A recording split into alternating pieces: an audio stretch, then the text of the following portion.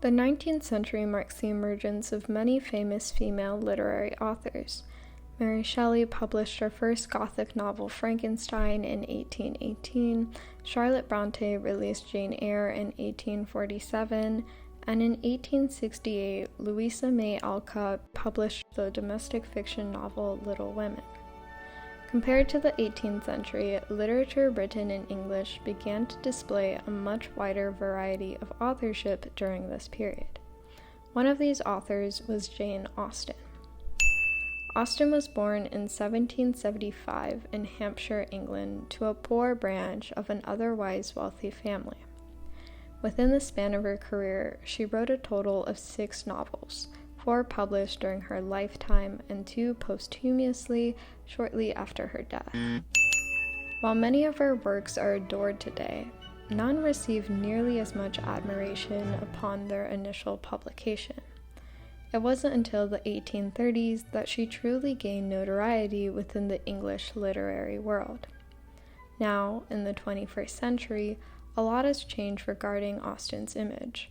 She is seen as a pinnacle figure of early Romantic literature, and is credited with pioneering many of the common tropes found within the genre. In fact, one of the earliest depictions of the popular enemies to lovers trope appears in her 1817 novel, Pride and Prejudice. Pride and Prejudice follows the life of one quick-witted Elizabeth Bennet as she navigates the trials and tribulations of polite English society during the Regency era. This includes the overbearing pressures of the marriage market. Throughout the novel, readers tune in as Lizzie and the other female characters interact with a number of potential bachelors in Hertfordshire County, 4 of which are successfully married or engaged to be married by the end of the novel. These are Charles Bingley, William Collins, George Wickham, and Fitzwilliam Darcy. As the title suggests, the novel explores whether first impressions are entirely reliable. More specifically, the narrative aims to reveal how our preconceived prejudices and pride can affect the quality of our judgments. As such, the initial perceptions of these 4 male characters are either challenged or enforced by true displays of their characters as time goes on. What we assume to be the wickedness of one man could very easily be the deception of another. Austen compares the appearance to the true nature of each bachelor's, quote, goodness, and in doing so suggests that while our impressions are occasionally correct, they are ultimately unreliable. It is not enough to judge others on appearance alone, and only through time and keen observation can someone truly gain an understanding of another's character.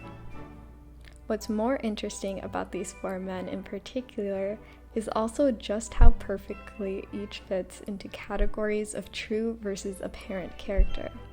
So much so that if we mapped each one and placed them on a graph, we would find 4 distinct points or 4 corners of Austen's characterization.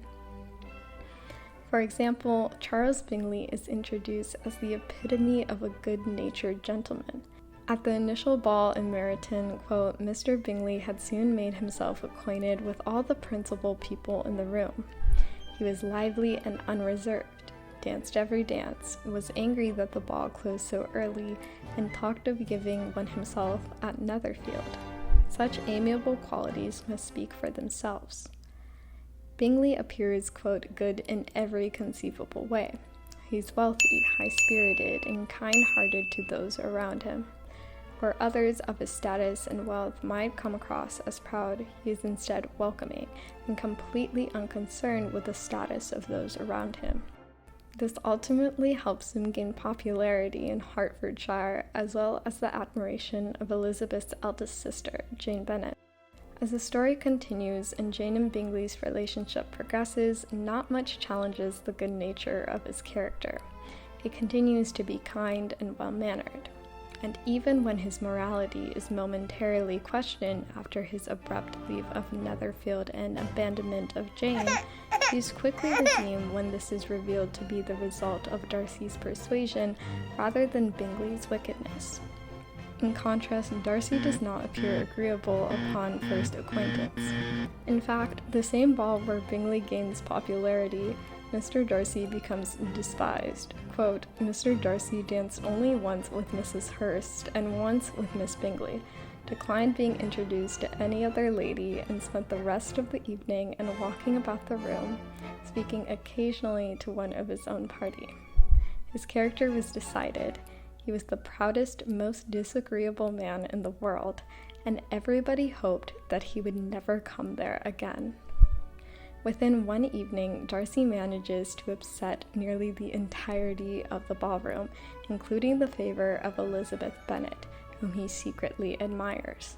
But after a heartfelt letter reveals the true sentiments behind his seemingly indefensible actions, Darcy is seen instead as a rational and loyal companion.